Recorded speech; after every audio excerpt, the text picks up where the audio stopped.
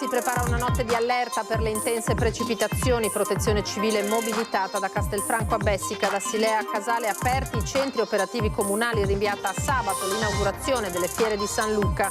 Stava attraversando la strada in bicicletta diretto alle medie, studente tredicenne investito dalla moto condotta da un trevigiano. Il dramma a San Martino di Lupari, il ragazzino è gravissimo, in ospedale a Padova. Un anno fa la strage del Bus di Mestre in cui persero la vita 22 persone, tragedia ancora viva nella mente di chi intervenne per prestare soccorso, testimonianze e ricordi. Condannato il maniaco della Restera, 2 anni e 6 mesi per un'aggressione a sfondo sessuale nei confronti di una donna che faceva jogging sull'argine del Sile, 32enne condannato oggi in tribunale. Forte odore di marijuana da una finestra dell'abitazione di un pensionato a Castelfranco. All'interno i carabinieri hanno trovato e sequestrato 20 kg di stupefacente. Il 72enne è stato arrestato. Autonomia, incontro oggi a Roma tra le 4 regioni apripista e il ministro Calderoli. Soddisfatto il presidente del Veneto Zaia, abbiamo incardinato il provvedimento, si partirà dalla protezione civile. Palestre, hotel, spazi privati e anche qualche parco pubblico, tutti già prenotati nella città del Cima per la Dunata Triveneta degli Alpini di giugno. L'annuncio alla presentazione del 13° raduno del gruppo Conegliano.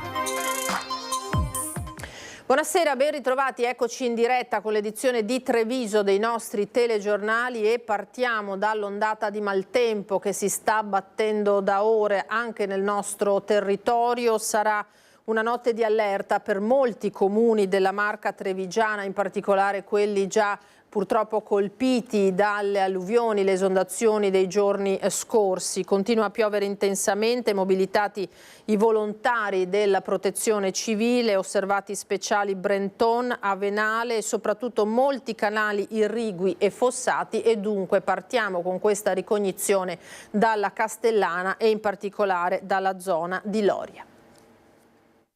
Sempre pronti in 10 minuti, abbiamo 2 squadre da 8 persone fuori subito per intervenire con motopompe e tutti i mezzi, anche di notte al 100%. Silvio Palmieri è uno dei tanti volontari di protezione civile che rimarranno reperibili per tutta la notte. A Loria, così come in tanti comuni della Marca, i centri operativi comunali sono attivi senza soluzione di continuità per monitorare l'evoluzione di questa ennesima ondata di maltempo, con l'apertura dichiarata dal presidente Luca Zaia della sala operativa regionale. Quasi tutta la provincia ora rientra nell'allerta gialla per rischio idraulico, gialla e arancione sul fronte idrogeologico, che è poi quello più delicato, quindi i bacini Alto e Basso Piave, Alto e Basso Brenta, Bacchiglione e Livenza Tagliamento. Nell'ultima ondata di maltempo, poco più di una settimana fa, Loria era finita sott'acqua in diversi punti. Le aree maggiormente delicate in zona industriale, dove ci sono i magazzini comunali, e sulla strada tra Ramon e Poggiana. Inevitabilmente torna la paura. Abbiamo tanti campi che sono più alti rispetto alla sede stradale e quindi quando piove, quando ci sono queste piogge eccezionali, l'acqua confluisce tutta nelle strade e le strade poi si formano dei fossati veri e propri, di fiumi in piena. Il problema dell'acqua non è da adesso, è anni, è che l'acqua viene tutta dai campi, dalle campagne che da sopra, e viene tutta su e viene qua. Il monitoraggio è costante e nessuno, soprattutto in questi casi, può chiamarsi fuori. Bisognerebbe anche da parte dei privati che ci fosse anche un aiuto, chi ha il fossato privato,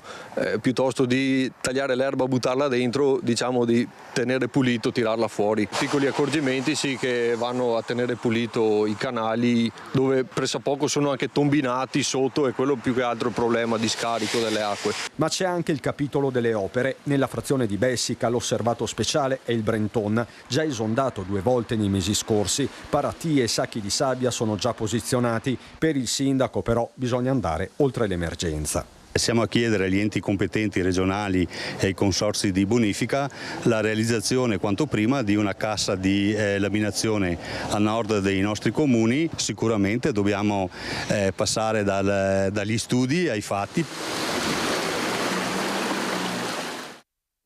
Dunque così a Bessica, nel servizio del nostro Christian Arboit, notte di allerta anche a Castelfranco, la città che in questi mesi più di tutte è stata bersagliata dal maltempo. A monitorare l'Avenale sono arrivati i tecnici dell'ARPAV. Intanto si aggiorna il conto dei danni delle 3 precedenti ondate, circa 50 milioni di euro. Accelerare i rimborsi è l'appello degli alluvionati. Secondo noi 40 milioni, 50 milioni forse siamo su quella cifra là, secondo me anche di più.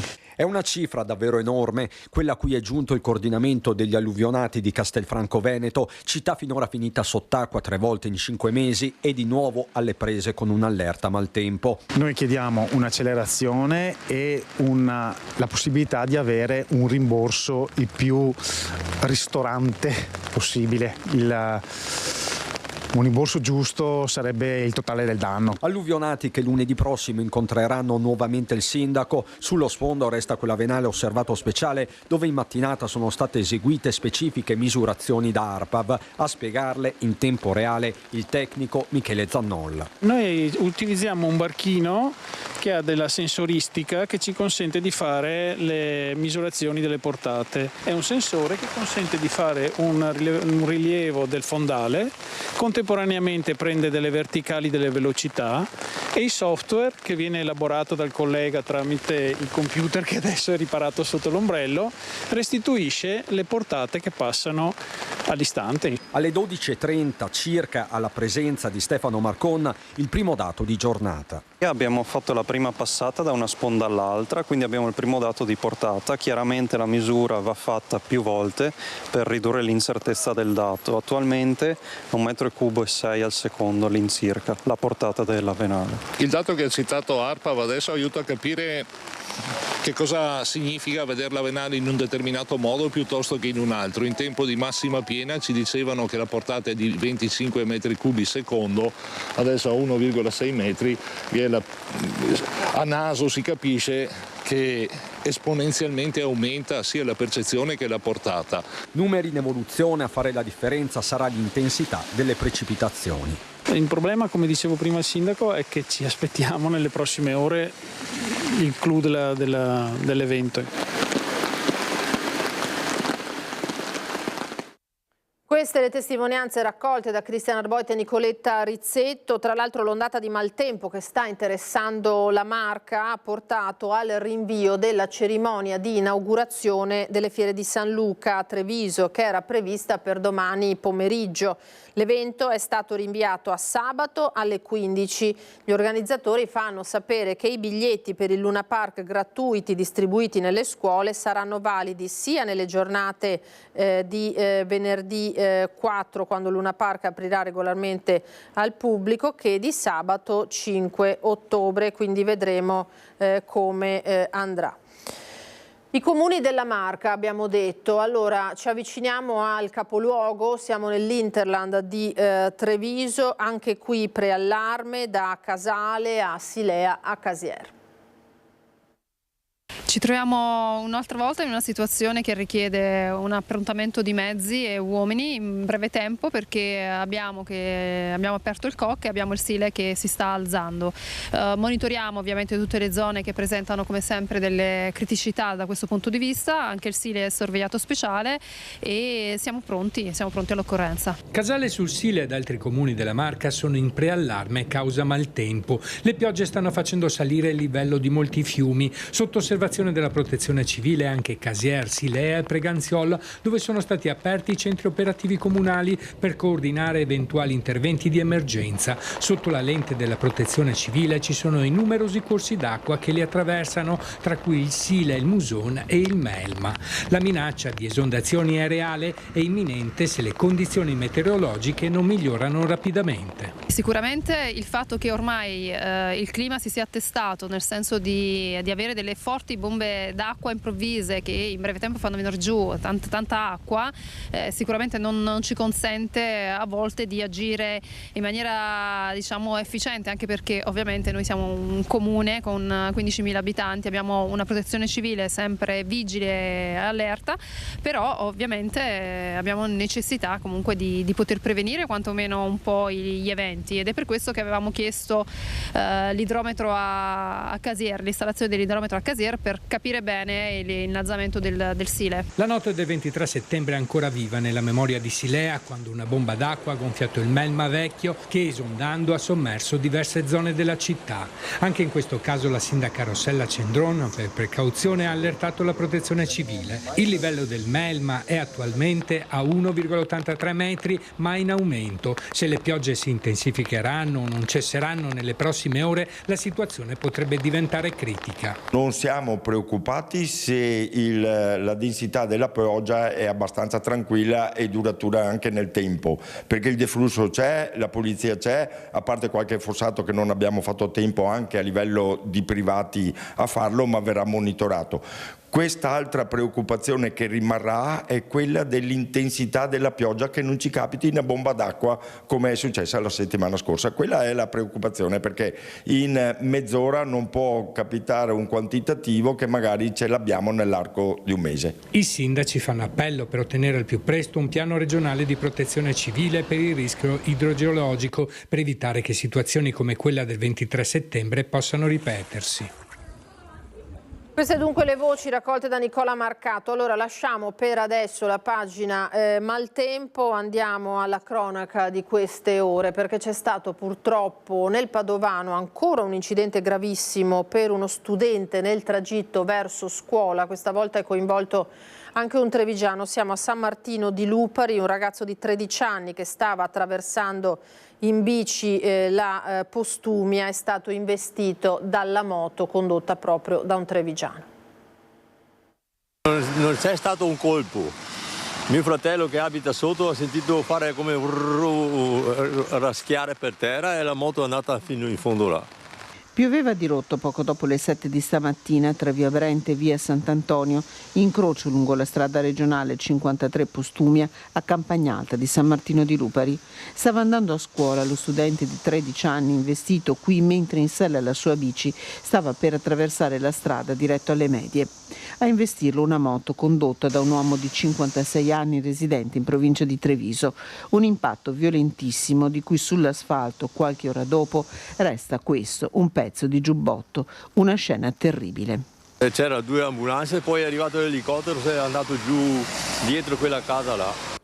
Un'ambulanza trasporta il motociclista all'ospedale di Cittadella, lo studente è gravissimo e per questo viene trasportato in elicottero all'ospedale di Padova, dove i medici stanno tentando di tutto per salvargli la vita. Sul posto anche i carabinieri che stanno cercando di ricostruire l'esatta dinamica dell'incidente. Informata la procura, sia la bici che la moto sono state poste sotto sequestro. Una strada che resta molto pericolosa, la regionale che collega Treviso a Vicenza. È pericolosa perché siamo noi che la facciamo. 2 settimane fa è passato uno, ha sorpassato la colonna con ruota alta ancora, con la moto. Non è normale.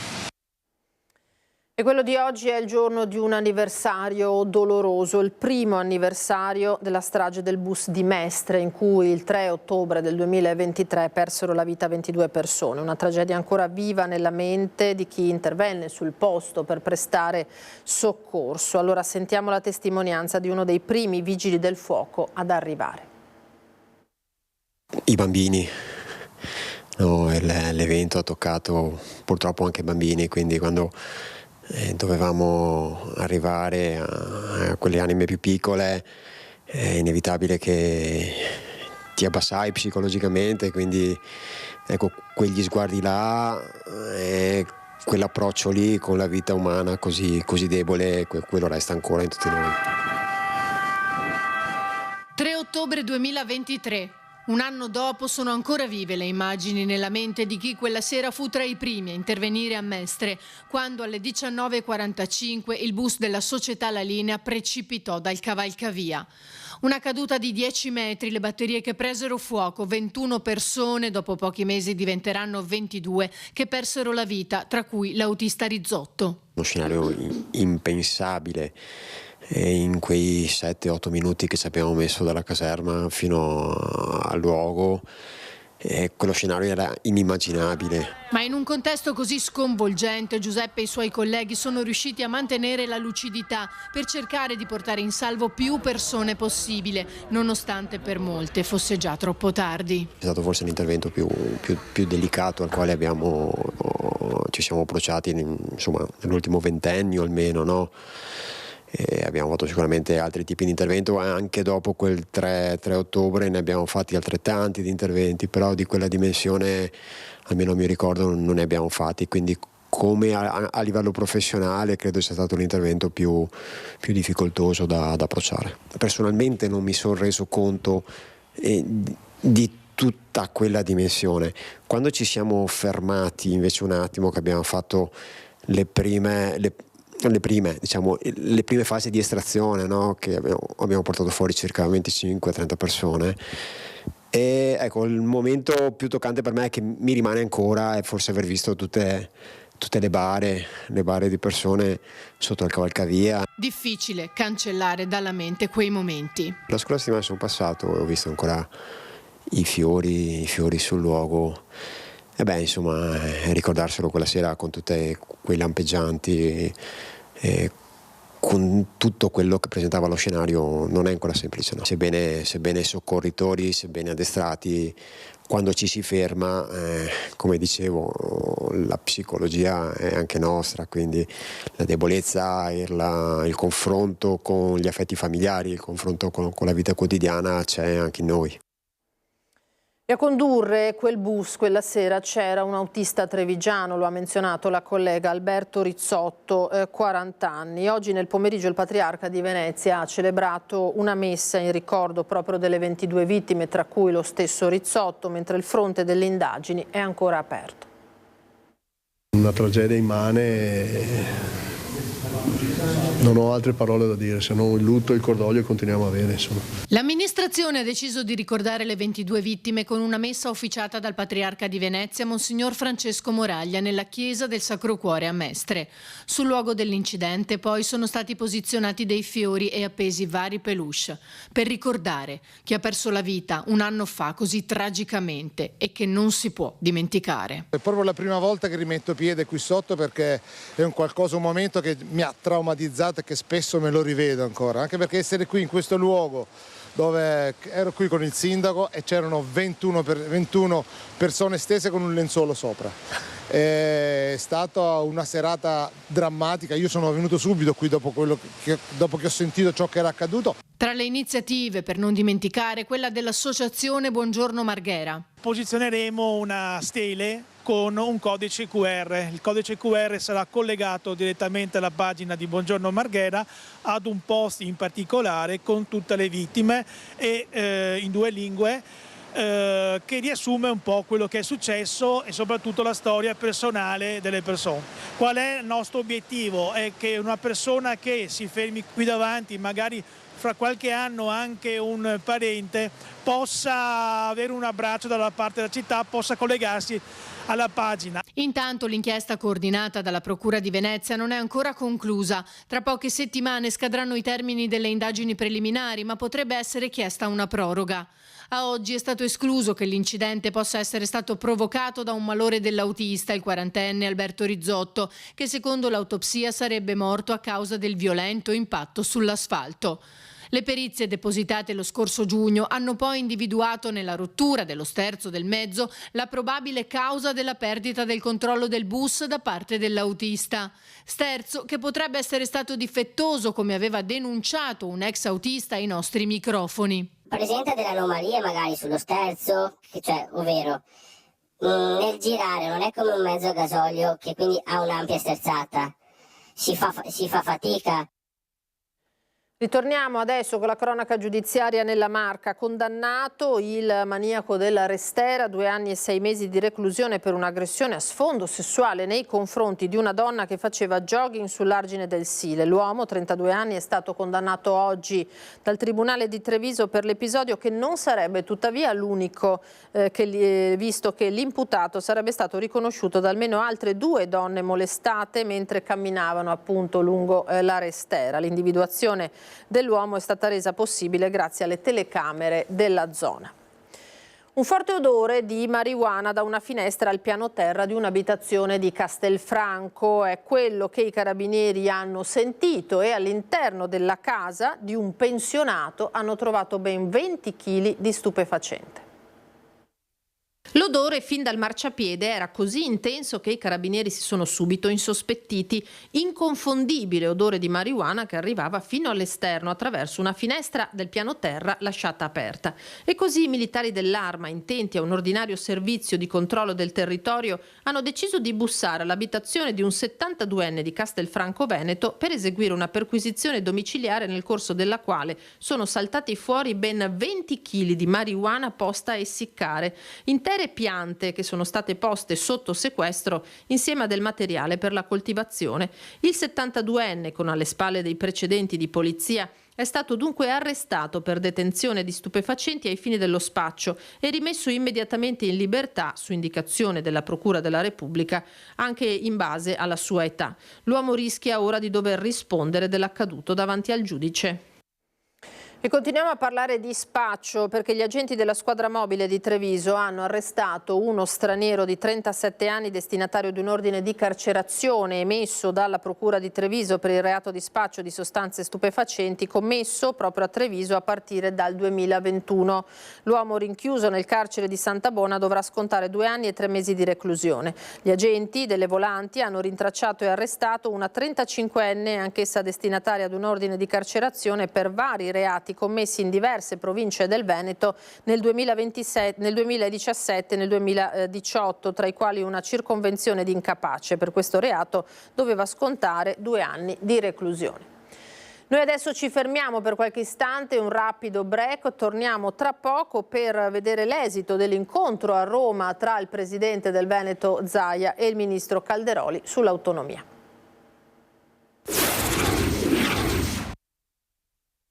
Edizione di Treviso dei nostri telegiornali. Allora parliamo di autonomia, abbiamo detto. Incontro oggi a Roma tra le 4 regioni apripista e il ministro Calderoli. Soddisfatto all'uscita il presidente del Veneto Zaia. Abbiamo incardinato il provvedimento, ha detto, si partirà dalla protezione civile. Martella, segretario veneto del PD, ribatte una legge che scontenterà tutti da nord a sud. Si è incardinato il provvedimento rispetto alle 9 materie, ovviamente non verranno trattate tutte contemporaneamente con una gradualità, si partirà dalla protezione civile e sarà l'occasione di dimostrare che stiamo parlando di un decentramento amministrativo che migliora la vita dei cittadini. Soddisfatto il presidente Zaia all'uscita dall'incontro che ha visto per la prima volta riuniti con il ministro agli affari regionali Calderoli i governatori di Veneto, Lombardia, Piemonte e Liguria per discutere operativamente di autonomia e delle 9 materie su 23 potenzialmente trasferibili fin da subito alle regioni. Per le altre 14 bisognerà attendere la definizione degli ormai famosi LEP, i livelli essenziali di prestazioni. Delle 4 regioni apripista sull'autonomia, il Veneto ha chiesto funzioni relative a 9 materie, la Lombardia 8, Liguria, Piemonte 6. La decisione unanime è stata quella di partire dalle funzioni relative alla protezione civile, materia richiesta da tutte e 4 le regioni. Penso che sarà necessario un ulteriore confronto con i ministeri rispetto alle funzioni, perché noi non chiediamo materie ma funzioni delle materie. Quindi non si andranno a creare i 20 ministeri ma si chiederanno delle funzioni all'interno dei ministeri, quelle che sono delegabili. Di giorno importante non solo per le 4 regioni ma per tutto il paese parla il ministro Calderoli. Così ci si renderà conto, dice, che è un'operazione di buon senso per attribuire alle regioni quello che possono fare meglio dello Stato, lasciando invece allo Stato ciò che è giusto nell'interesse di cittadini, famiglie, imprese e di tutto il paese. Di legge che finisce per scontentare tutti, dal nord al sud, parla invece il senatore Andrea Martella, segretario veneto del PD, che per l'abrogazione della legge Calderoli sta sostenendo il referendum. Io ho l'impressione che sia un incontro abbastanza di maniera per dire che si fa qualche passo in avanti, ma in realtà la maggioranza mi pare abbastanza incartata dal punto di vista delle procedure, dal punto di vista delle risorse economiche che riguardano anche le materie non LEP, perché comunque incidono sull'assetto generale, e per quanto riguarda i nodi politici non risolti all'interno delle forze politiche della stessa maggioranza che hanno visioni diverse. Torniamo alla cronaca di queste ultime ore. In oltre 500 hanno reso omaggio questa mattina a Giorgio Rossi, imprenditore del settore della moda, culminato con la presidenza del gruppo Coin. Tra i partecipanti alle esequie che si sono tenute a Treviso nel Tempio di San Nicolò anche Luciano Benetton. L'eleganza nel cuore. Questo è il tratto caratteristico di Giorgio Rossi, ricordato nel giorno dei suoi funerali. In oltre 500 hanno voluto salutarlo per l'ultima volta nel Tempio Trevigiano di San Nicolò. Tra loro Luciano Benetton, alcuni rappresentanti della famiglia Comunello con la storia della Sanremo, ma anche il gruppo Coin, dove Giorgio Rossi ha coperto fino allo scorso anno il ruolo di presidente. Un imprenditore della moda che ha portato la bellezza che aveva dentro in tutto il mondo. Uno dei passaggi dell'omelia tenuta dal celebrante Monsignor Mariano Maggiotto, già rettore del Collegio Pio X. Avevi l'eleganza del vestire, sì, ma soprattutto del gestire, sì, ma soprattutto del cuore, l'eleganza del cuore. E poi eri una persona fedele ai grandi valori della vita. E due sono i segni inconfondibili di questo tuo legame potente con i grandi valori della vita.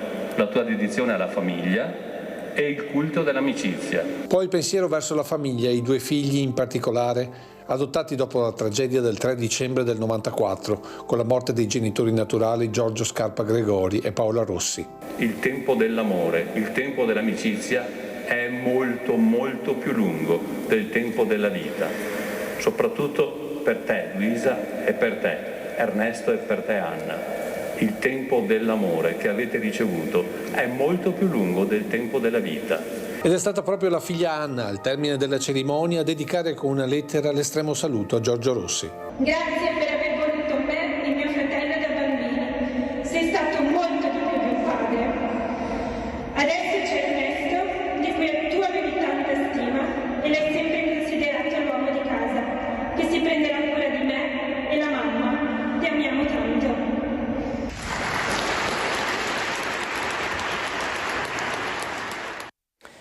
Torniamo a parlare del crollo dei giorni scorsi negli spogliatoi delle piscine di Castelfranco.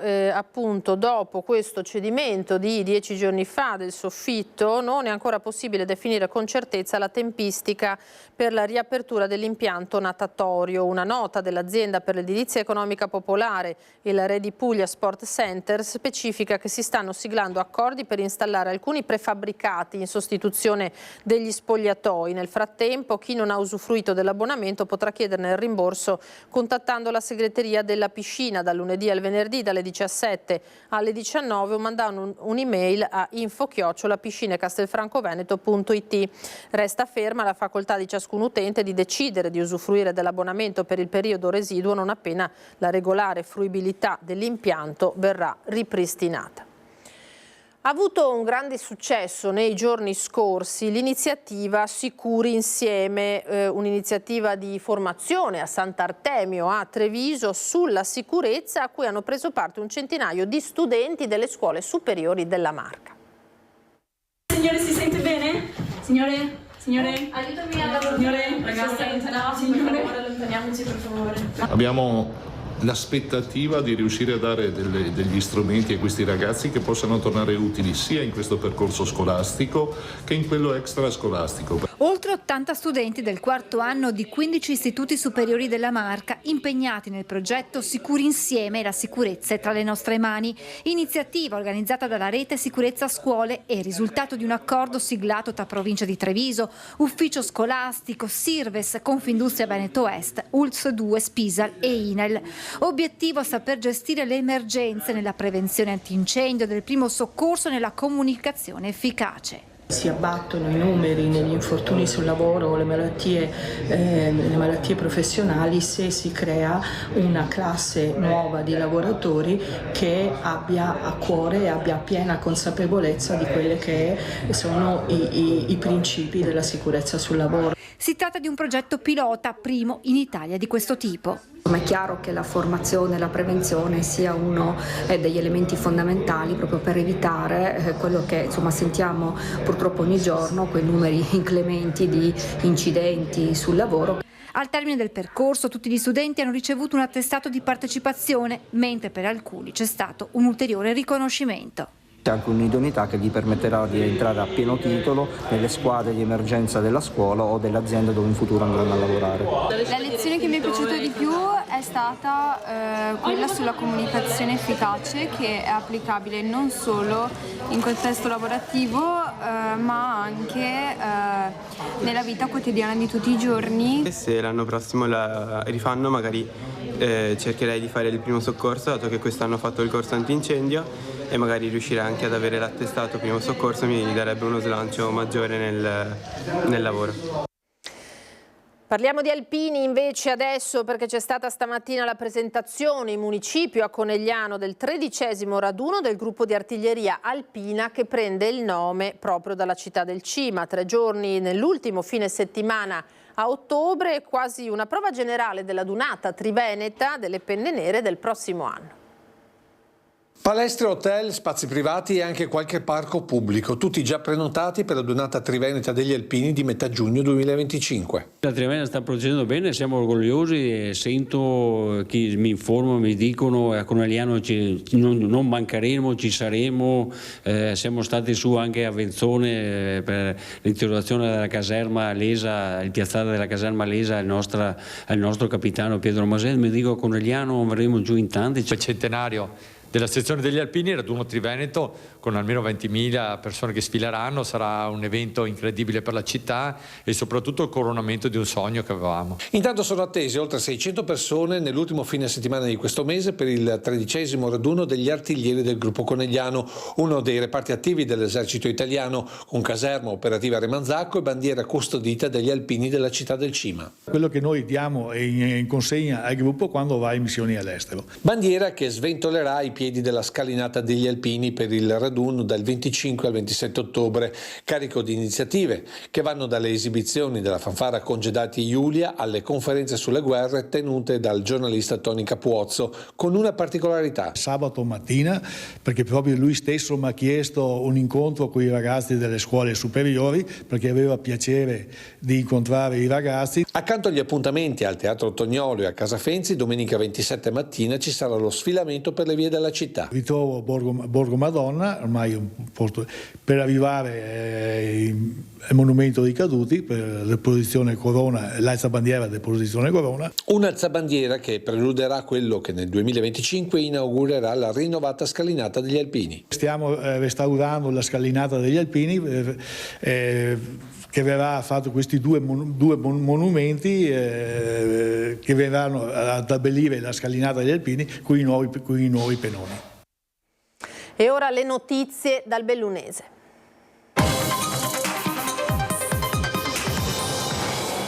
Partiamo dalla situazione giudicata esplosiva all'interno della casa circondariale di Belluno, che è arrivata all'attenzione di Palazzo Madama, l'iniziativa del senatore del PD Andrea Martella, che ha presentato un'interrogazione al ministro Nordio.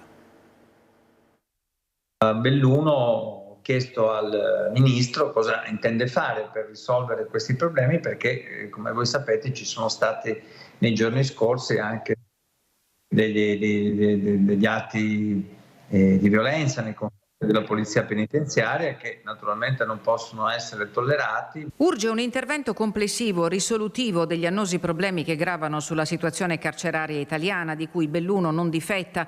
L'hanno dimostrato i recenti episodi denunciati dalle organizzazioni sindacali. Solo nel 2024, appunta il senatore Dem Andrea Martella nella sua interrogazione al ministro della Giustizia Carlo Nordio, nella casa circondariale di Belluno si sono verificate numerose aggressioni, 4 tra aprile e maggio, poi ancora a giugno, una rivolta il 5 agosto con un principio di incendio.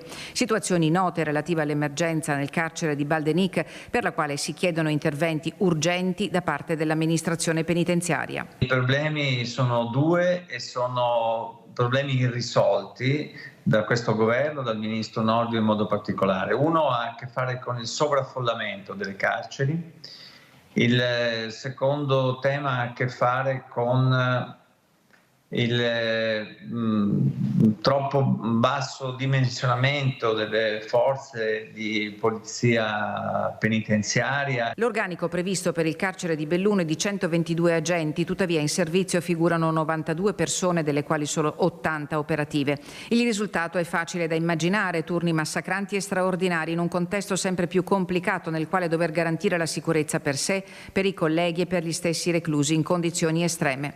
Nel frattempo, solidarietà agli agenti in servizio nel carcere di Baldeniche è arrivata dal sindaco di Belluno. Oscar De Pellegrini ha chiesto un incontro con il direttore per comprendere quanto accaduto. Da par suo il Comune ha incrementato i fondi alla San Vincenzo, che con i suoi volontari svolge servizio all'interno del carcere, e sta lavorando ad una convenzione per coinvolgere i detenuti in attività socialmente utili.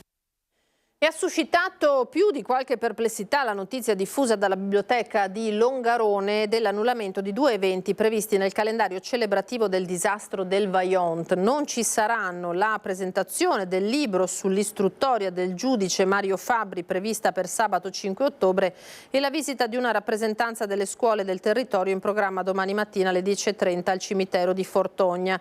Per quest'ultima, chiarisce il sindaco Padrin, abbiamo concentrato tutto il 9 di ottobre, giorno in cui le scuole per la prima volta rimarranno aperte, per una riflessione civica sui temi della memoria.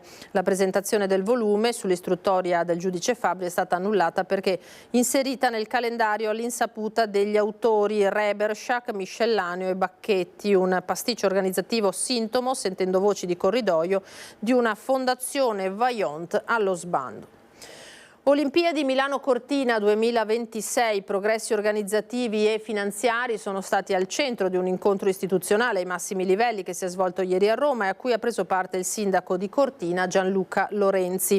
In una nota, il primo cittadino di Cortina riferisce che sono arrivate rassicurazioni sull'equilibrio tra costi e ricavi e che non si prevede alcun rischio di default finanziario. Intanto oggi si è aperta ufficialmente la prenotazione dei biglietti per l'accesso alle gare olimpiche, prezzi tra i 30 e i 100 euro. I ticket saranno in vendita da febbraio, ma è già possibile registrarsi alla piattaforma ticketsmilanocortina2026.org per garantirsi una finestra temporale prioritaria.